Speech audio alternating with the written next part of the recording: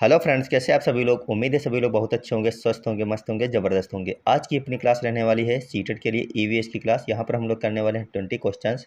सारे के सारे क्वेश्चन काफ़ी इंपॉर्टेंट रहने वाले हैं, क्योंकि सारे के सारे क्वेश्चन आपके प्रीवियस ईयर क्वेश्चन है जो आपके एग्जाम में अभी तक कई बार बने हुए हैं। क्वेश्चन नंबर 1 आपके सामने, इसको पढ़िए और इसका आंसर करते हुए एक बार वीडियो को लाइक कर लीजिए।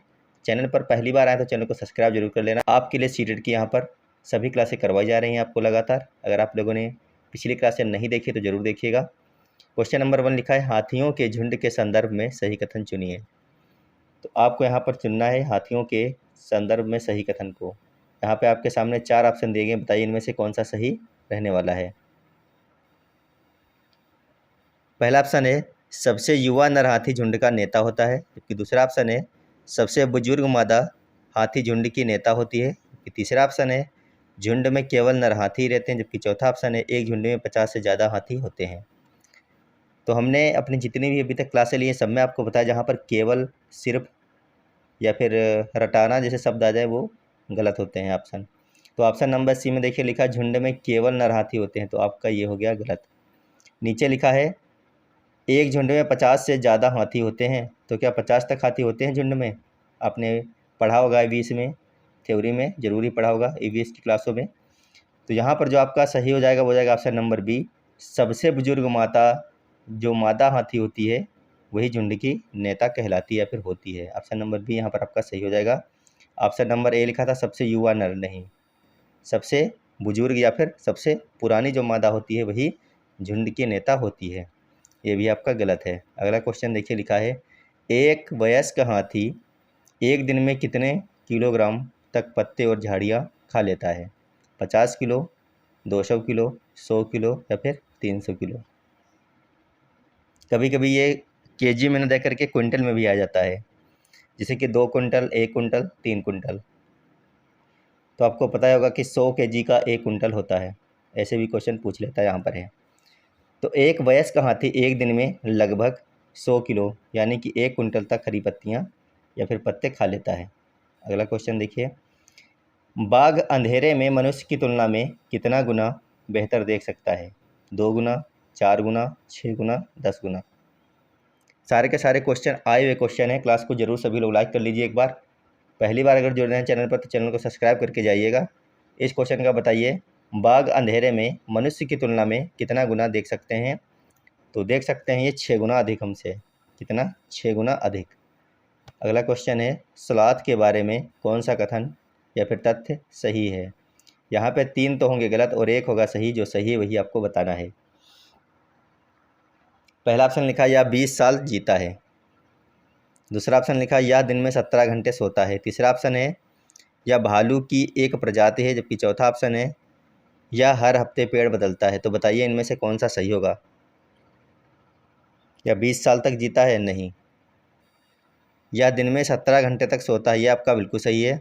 सलाद एक बहुत ही आलसी जानवर होता है जो उसी पेड़ की पत्तियां खा लेता है जिसके ऊपर वो उल्टा लटकता है, और ये भालू की प्रजाति नहीं है, ये भी गलत है। या हर हफ्ते पेड़ बदलता है? नहीं, ये कई के महीनों तक एक ही पेड़ पर लटकता रहता है। तो ऑप्शन नंबर बी सही है, दिन के 17 से 18 घंटे तक सोता है। अगला क्वेश्चन है, भारत में पाए जाने वाले जहरीले सर्पों में दुबोइया का दूसरा नाम क्या है? रशल वाइपर है, सा स्केल्ड वाइपर है, कोबरा है या फिर कापन करेत है? दुबोइया का दूसरा नाम बताइए। भारत में पाए जाने वाले जहरीले सांपों में से एक है दुबोइया, और इसी का दूसरा नाम आपसे पूछा गया है। तो इसका दूसरा नाम हो जाएगा रशल वाइपर, यानी ऑप्शन नंबर ए आपका सही है यहाँ पर।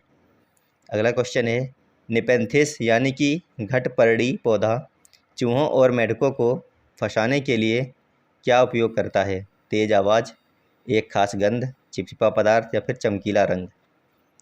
सभी लोगों ने इसका नाम ही एक बार सुना ही होगा आप लोगों ने ईवीएस में, निपेंथिस के बारे में। ये चूहों और मेढकों को फंसाने के लिए क्या उपयोग करता है, आपको ये बताना है। तो एक खास गंध को ऐसी होती है कि चूहों और मेढक उसकी तरफ खींचे हुए चले जाते हैं और उसमें फंस जाते हैं। ऑप्शन नंबर 20 का सही हो जाएगा। अगला क्वेश्चन है, रेगिस्तानी ओक यानी कि डिजर्ट ओक की पेड़ की जड़ें कितनी गहराई तक होती हैं? फटाफट आंसर कीजिए।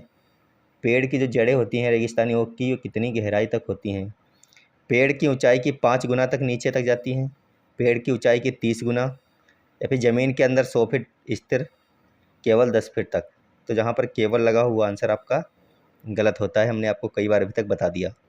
रेगिस्तानी ओक के पेड़ की जड़ें पेड़ की ऊंचाई की 30 गुनी तक गहराई तक पहुंच जाती हैं। ऑप्शन नंबर बी आपका सही हो जाएगा। अगला क्वेश्चन है, खेजड़ी वृक्ष के संरक्षण के लिए 363 लोगों के साथ अपना बलिदान किसने दिया? मेधा पाटकर ने, अमृता देवी बिश्नोई ने, गौरा देवी ने, या फिर सुंदरलाल बहुगुणा ने? खेजड़ी वृक्ष के संरक्षण के लिए 363 लोगों के साथ में अपना बलिदान दिया था अमृता देवी बिश्नोई ने, यानी ऑप्शन नंबर बी आपका सही हो जाएगा। अगला क्वेश्चन है, मधुमक्खी के छत्ते में श्रमिक मक्खियों का मुख्य कार्य क्या है? अंडे देना है श्रमिक मक्खियों का मुख्य कार्य, या फिर केवल छत्ते की रक्षा करना है? केवल वाला तो पहले ही गलत हो जाता आपका है, कई बार अभी तक आपको बता चुके हैं। रस ढूंढना और शहद बनाना, या फिर नर मक्खियों को भोजन देना? तो बताइए, ए सही है, सी से, या फिर डी सही है? बात हो रही है यहाँ पर है मधुमक्खी के छत्ते के जो श्रमिक मक्खी होती है उनकी। तो इनका जो मुख्य कार्य होता है वो होता है रस ढूंढना और शहद बनाना। ऑप्शन नंबर सी आपका सही हो जाएगा यहाँ पर। अगला क्वेश्चन है, कुड़ुक भाषा में तोरंग का क्या अर्थ है? तोरंग का अर्थ पूछा गया, भाषा कौन सी है? कुड़ुक।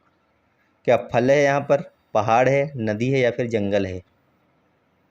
तो कुड़ुक भाषा में तोरंग का अर्थ होता है जंगल, यानी ऑप्शन नंबर डी आपका सही हो जाएगा यहाँ पर। अगला क्वेश्चन है, कौन सा पक्षी अपनी गर्दन को काफ़ी हद तक पीछे घुमा सकता है? इनमें से ऐसा कौन सा पक्षी है जो अपनी गर्दन को काफ़ी हद तक पीछे तक घुमा सकता है? क्या मैना है, उल्लू है, कौवा है, कोयल है? अगर क्लास अच्छी लग रही हो तो वीडियो को सभी लोग लाइक कर दीजिए। एक बार लाइक करने में कोई पैसा या फिर किसी प्रकार का डाटा अतिरिक्त नहीं खत्म होगा आपका। उम्मीद है आप लोगों ने ज़रूर लाइक कर दिया होगा क्लास को। इसका सही आंसर आपका हो जाएगा उल्लू हो जाएगा। क्या हो जाएगा? उल्लू। अगला क्वेश्चन है, ब्रेल लिपि में उभरे हुए बिंदु कितने होते हैं? उभरे हुए बिंदु होते हैं ये कितने होते हैं? क्या 2 होते हैं, 6 होते हैं, 4 होते हैं, 8 होते हैं, या फिर 10 होते हैं? बताइए कितने होते हैं? तो ब्रेल लिपि में जो उभरे हुए बिंदु होते हैं वो आपके होते हैं कितने? 6 होते हैं।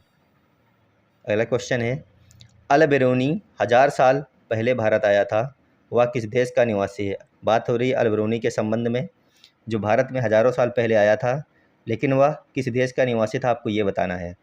क्या अफ़गानिस्तान का था वह, उज़्बेकिस्तान का था, ईरान का था, मोरक्को का था? अगर हम बात करें अल बेरूनी की तो ये उज़्बेकिस्तान से आया था हमारे देश में। कहाँ से आया था? उज़्बेकिस्तान, यानी कि ऑप्शन नंबर बी आपका सही हो जाएगा। क्वेश्चन है, मिजोरम में फसल काटने पर कौन सा नृत्य किया जाता है? मिजोरम की बात हो रही है और बात हो रही है फसल काटने पर, इनमें से कौन सा नृत्य करते हैं ये लोग? क्या बिहू करते हैं, चिराव करते हैं, यक्षगान, या फिर गरबा? गरबा कहाँ का है, यक्षगान कहाँ का है, चिराव कहाँ का, बिहू कहाँ का है? सभी लोग एक बार कमेंट बॉक्स में बताएंगे इन चारों के बारे में। अगर हम मिजोरम की बात करें तो यहाँ पर होता है चिराव नृत्य। कौन सा? चिराव। बिहू कहाँ का है आप लोगों को बताना है, यक्षगान और गरबा ये सब कहाँ के हैं? क्या गरबा गुजरात का है? बताइएगा आप लोग एक बार कमेंट बॉक्स में। अगला क्वेश्चन है, पश्मीना ऊन एक खास तरह की बकरी से मिलती है जो कितनी ऊंचाई पर रहती है? पश्मीना ऊन आप लोगों ने सुनी होगी, एक बकरी होती है, उसी की जो बाल होते हैं उसी से बनाई जाती है ये पश्मीना शाल। बकरी का नाम भी शायद पश्मीना ही होता है। लेकिन आपसे पूछा यहाँ पर यह गया है कि ये जो बकरी होती है पश्मीना, ये कितनी ऊंचाई पर रहती है? 2000 मीटर, 5000 मीटर, 1000 मीटर, 8000 मीटर?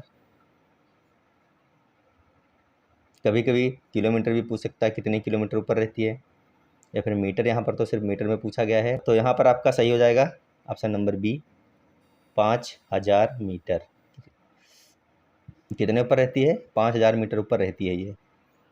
चलते हैं अपने अगले क्वेश्चन पर, इसको पढ़िए और इसका आंसर बताइए एक बार।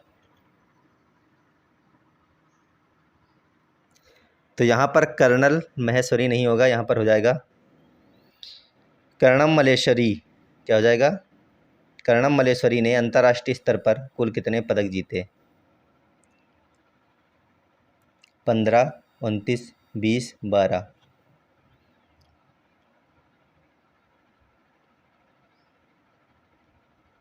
बताइए एक बार सभी लोग।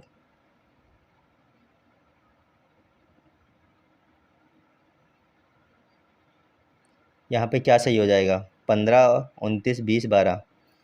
तो यहाँ पर जो आपका सही हो जाएगा वो हो जाएगा 29। कितने? 29। अगला क्वेश्चन है, कौन सा पक्षी पत्तों को सीकर अपना घोंसला बनाता है? क्या शकरखोरा है, दर्जिन चिड़िया है, कलचिड़ी है, बसंत गोरी है? इनमें से ऐसा कौन सा पक्षी है जो पत्ते को सीकर अपना घोंसला बनाता है? तो जहाँ पर सिलने की बात आ जाए, बुनने की बात आ जाए, आप लोगों को अपने दिमाग में रखना है क्या? दर्जी। दर्जी का मतलब हो गया दर्जन चिड़िया। ऑप्शन नंबर बी आपका सही हो जाएगा यहाँ पर। अगला क्वेश्चन है, हमारे देश में मिर्च कहाँ के व्यापारी लेकर आए? मिर्च की बात हो रही है, तो मिर्च आई कहाँ से थी, आपको ये बताना है। ये आपका ईवीएस में एक पोएम दी गई है, कविता दी गई है, वहीं से क्वेश्चन बनते हैं। कभी आलू पूछेगा, कभी शिमला मिर्च, कभी भिंडी, ये सब कहाँ से आए थे। तो आप जब वे कविता पढ़ेंगे उसी में सब कुछ दिया हुआ है। तो हमारे देश में मिर्च कहाँ से आई थी? तो ये आई थी, फटाफट बता दीजिए एक बार, दक्षिण अमेरिका से आई थी। अगला क्वेश्चन है, मलेरिया की दवा कुनेन किस पेड़ की छाल से बनाई जाती है? मलेरिया की जो दवा होती है, कई बार इसका नाम ही पूछ लिया गया है कई सारे एग्जाम में कि मलेरिया की कौन सी दवा होती है, तो ये होती है कुनेन। अब यहाँ पे पूछा गया है कि किस पेड़ की छाल से बनाई जाती है, क्या नीम, सिनकोना, पीपल या फिर यूकेलिप्टस? तो बताइए यहाँ पे कौन सा सही होगा।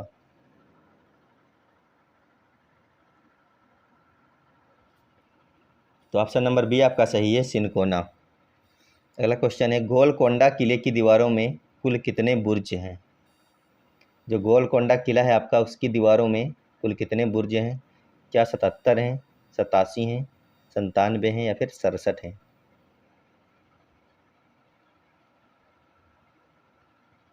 तो यहाँ पर आपका हो जाएगा 87 यानी कि 87। Option number B correct answer रहने वाला है। तो आप लोग बताइए 20 में आपके कितने सही हुए और कितने हो गए गलत।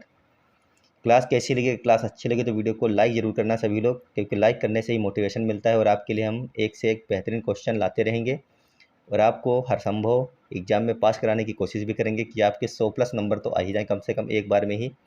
मिलेंगे आपको अगली क्लास में, जब तक आप लोग पढ़ते रहेगा, स्वस्थ रहेगा, मस्त रहेगा। धन्यवाद, बाय बाय।